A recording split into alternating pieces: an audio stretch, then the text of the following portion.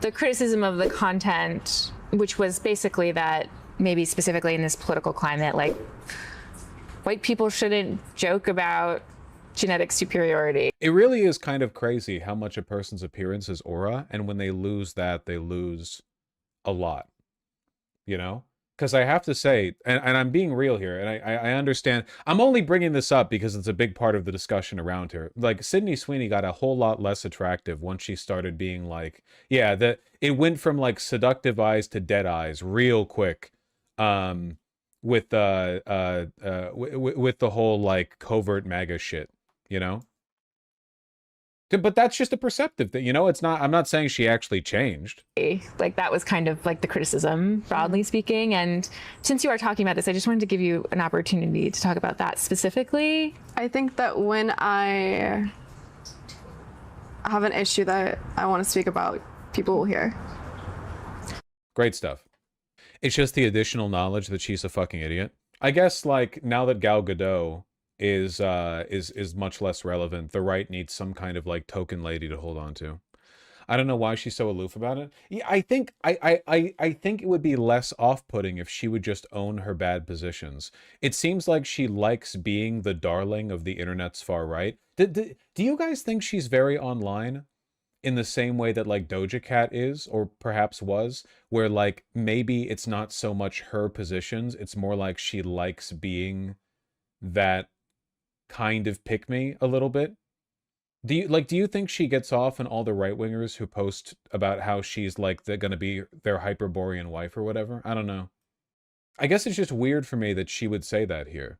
Wouldn't it make more sense if she laughed it off and she said, listen, I know people are like running wild with it, but it was just a jeans joke. Like, you know, I'm tall and pretty, so good jeans, and I was wearing jeans, so jeans. That's it. It was a joke. We didn't mean to read anything more to that.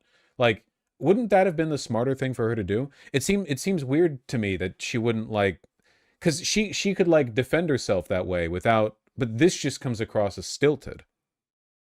It makes her look kind of, it makes me think she's dumb, to be honest, because it would be better for her both personally and politically if she did that, rather than doing this like stilted, consultant driven, you know, I've been advised not to talk about that. Why? We're not talking about a court case here. We're just talking about like your PR. She talks about being online in the full interview, I believe. Yeah. Yeah. Have you seen her new boyfriend? No, I don't really follow celebrity culture. I just saw this clip online.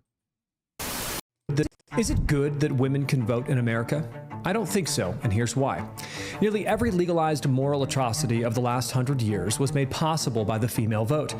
Abortion and homosexuality would likely still be illegal if not for the female vote. Man, men are fucking dumb, huh? It's kind of crazy how when you square it down, essentially every advancement in the quality of our society is attributable in large part to women's votes, you know? You could probably like fairly argue that that's one of the big reasons why social progress really started to ramp up in the 20th century, because women's electoral participation was like a gate we had to overcome to keep stupid-ass fucking men from deciding everything. Mass immigration in the welfare state rode on the backs of the female vote. Nearly every modern Democrat, including Obama and Biden, were elected because of the female vote. Even last night, the new Muslim New York City mayor, Mondami, won specifically because of the female vote. The 19th Amendment... I think they should poll on this, or they should campaign on this. No, please, yeah, run on it. Nothing right now. The open, obvious contempt for women that so many Republicans have is playing out really, really well for them in the polls, you know? Man, I fucking hate Los Angeles palm trees. The palm trees in their like native environment look so much better. I know there's like different strands of them, like breeds of palm tree. I'm not an expert on that shit, but these palm trees look natural and lively. But the palm trees in LA are like 500 feet tall. They provide no shade cover. They're like, they provide nothing. They're literally just like big sticks. You might as well like plant telephone poles. These look quite nice. The desert ones are like that. But they planted them there, right? They're not naturally there. I think you can find natural palm trees if you go down to Mexico, but LA shouldn't have palm trees. Joshua trees still neat. True. The best, can we all agree? The best kinds of palm tree are the fat ones, the ones that look like that Pokemon. Anything in this ballpark, man. That's the real shit. It looks like a joke. It's like, why it looks like a pineapple. But it's real. I wish Joshua trees weren't the most delicate, like, useless tree in the world, because they're really, really cool. When I went to Joshua Tree Park, I was so fascinated. I was so fascinated by them. They're, like, meant to be maximally water efficient, basically. This is a Joshua tree. They're meant to be maximally water efficient because they're out there in, like, the desert, you know. They're out there where it hurts. They're out there till the room stinks. And in order to be water efficient, you see it best when they die, but this is what they actually look like. Isn't that crazy? They're literally like a lattice that's hollow, and they're hollow internally too.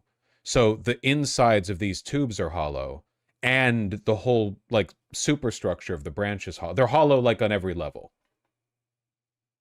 Lattice, whatever, I don't care. Shut up. You get me. Very fragile.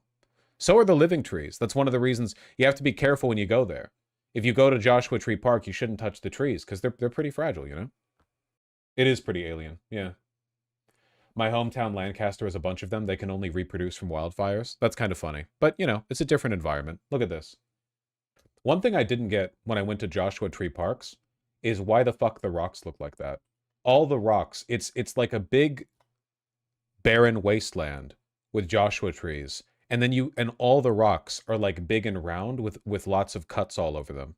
It's very, very interesting. Isn't that cool? Wind erosion? No. I understand the erosive I understand that, but it's like it's just a very distinct environment. Going to Joshua Tree Park, I felt like I was in like an alien planet. I feel like you could pretty easily make it look like an alien planet with a little bit of color grading if you wanted to shoot a movie there, you know? Very, very interesting place.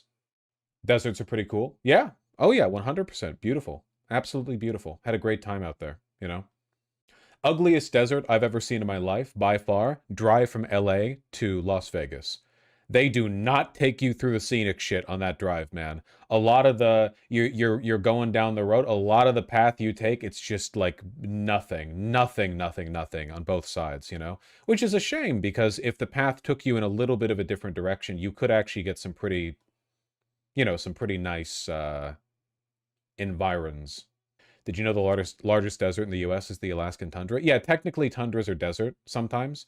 That is, however, lame. Like, that's a technicality. No one actually thinks of that shit when they think of a desert, you know? I'm not falling for your taxonomy here, you know? Oh, did you know the Sahara is actually the second biggest desert, and the biggest one is the continent of Antarctica? Yeah, that's great, dog.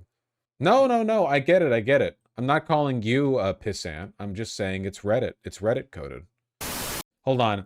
I picked this one out before stream started. I just wanted to see what it was about. China appears to be expanding its military arsenal at a historic pace. Thank God, liberate us, please. Findings of a CNN investigation. We identified and located 136 facilities linked to China's rocket force, which oversees both nuclear and conventional missiles. This is one of the fastest growing areas of the country's 2 million strong armed forces. We also analyzed satellite images to measure the scale of the expansion, details that have not previously been reported. Okay. These facilities are research institutes, factories, bases, and testing sites. Despite Beijing's repeated denials, military experts say that this is China ringing in a new arms race. What? Across the country, that's not what arms more than race half means. Of these sites have expanded. Several of them replacing whole villages growing by tens of thousands of feet in just 5 years. Others emerging out of farmland, like this one in northwest China, a testing site for hypersonic missiles, complete with 139,000 square feet of brand new facilities.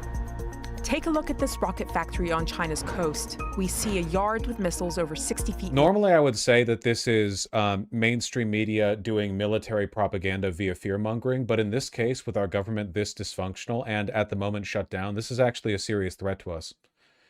They should be, like, report it in those terms. Recently, China managed to pay its service members. Fuck! They're beating us in the arms race. China is not closing airspace around its country because it can't afford to pay its own air traffic controllers. Fuck, fuck, fuck!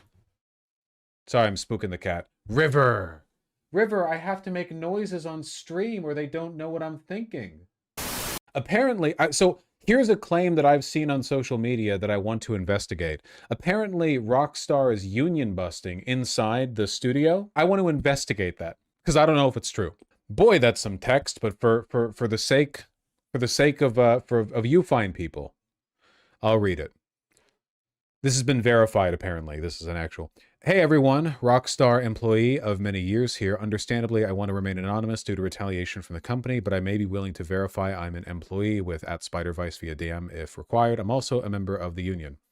I've been reading a lot of the discussion on here and elsewhere about the firing of more than 34 of my colleagues last week, and have seen a lot of disinfo and lies that are really concerning, particularly concerning how so many folks are willing to believe the company's excuses. Last week, my colleagues who were in the studio were each individually messaged by HR for a short friendly meeting under the friendly guise of, hey, are you free for a quick chat? Upon attending this meeting, they were handed an envelope with a short letter saying their employment had been terminated for gross misconduct regarding posts made in Discord. They failed to provide any evidence when asked, nor was any stated in the letter. They did not divulge any other info or reasoning, and no other reason. They refused their right to union representation in the disciplinary meeting, which is against UK employment law, and were frog-marched out of the studio with the meeting lasting less than 5 minutes. For colleagues who were not in the studio that day, they received a phone call from HR that lasted less than 2 minutes, telling them they were fired and that they'd received the same letter as above. I'm aware of one employee who had a panic attack at this moment, and HR hung up on them during the panic attack, not caring about their well-being. These colleagues of mine were hard workers who have spent many years at Rockstar in critical roles, with colleagues who have been at Rockstar for more than 18 years, and none of them have had a disciplinary in that time. They are not easily replaced and will certainly affect us in making project deadlines. These are very senior artists, animators, QA testers, designers, programmers, and producers, including leads. All super talented people who were proud of their work over multiple Rockstar titles, and all they wanted was the best for Rockstar and for their fellow colleagues. All right, hold on. This is quite long. Let me... Hardship leading up to Christmas. Union had reached around 200 members, taking us to the 10% threshold required to seek recognition and begin engaging in collective bargaining. They have fired over 34 of us now. There were 250 in that union/employee Discord group. Heartbreaking part. Huh. Well, that's pretty bad. Personally, I want Rockstar... I want GTA 6 to fail because I'm tired of mega games. I hate mega games for the same reason that I hate mega movies. I don't think any game should take 10 years to make. I think it's insane. I just disagree with it conceptually. Yeah, the quadruple A... It's not going to fail? No, of course it won't fail. It's probably going to be a great game. But I just do not like... I don't know. That would just leave Pokemon left for the normies. If you're playing Pokemon in the Big 25, I think you're a sheeple. I think you're a sherson, a sheep person. Those games fucking suck. Good lord. Yeah, well. Wonder what broader discussion there is about this. Rockstar... Union. Oh, wonderful.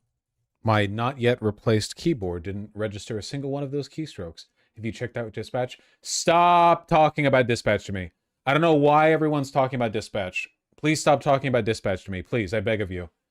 I don't want to play a multiple choice narrative game. It's just not my type of game. It's just not my type. I have nothing against it. I have no hate towards it. I've heard it's great. It's just not my type of game.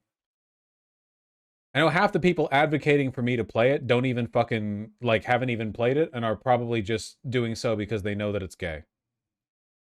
I suppose I didn't really learn that much about this by reading the post. I guess I got to read it on stream. That's cool. I can vouch for Kerbal Space Program. I also don't like that type of game. I don't like simulation games. I'm very external motivation oriented. When I play a game, I want to be given a specific task by the developers. I want there to be a big check mark saying do that, and here's the systems that you use to eventually achieve that goal. And then I achieve the goal, and I feel good, you know? I don't really like sandbox games. I don't really like make your own fun games. It is what it is. So no Kenshi? Correct. KSP as missions? It's not the same. Have you been playing the new Outer Worlds? No. I didn't like the first one. Maybe I would enjoy Outer Worlds if I played it again now. I'm not sure. Elder Scrolls Fallout? Why are we doing this? Why are we doing this? Why? Why are we doing this? Why are we doing this right now? All I have to say about open world is this. As a concept, anyone who's played multiple runs of Elden Ring know that the first 3 hours of any playthrough is checking a guide online to see where all the items and upgrades that you want to do the build you want to try running the game through this time are, and then specifically picking out those fights, running across, get this, gotta get this out of this, and then maybe you get to play the game, you know? Whereas when you replay Dark Souls 3, you're in it, run it down. We're running that shit down mid, baby. Let's go! The whole time, engaging the same tightly controlled, well-crafted gameplay. You're going through the encounters. You're fighting them off, you know? That's the shit that I like. I think that Elden Ring was worse for the open world. I would have preferred just having a massive just make Dark Souls 2, but bigger, you know? Have a bunch of different paths that you can go down, and they all, like, interlink and interconnect. I don't like the open world stuff. Did you try Sekiro? I played Sekiro on stream, yeah. The genre preference is bottom coded? Incorrect. Bottoms fucking love open world games and like simulation games. They love that shit. They can't get enough of it. Yeah, bottoms love Hearts of Iron 4. Absolutely. I can't tell how much of this I'm supposed to take seriously. Everything that I said was serious. Yeah, I never joke.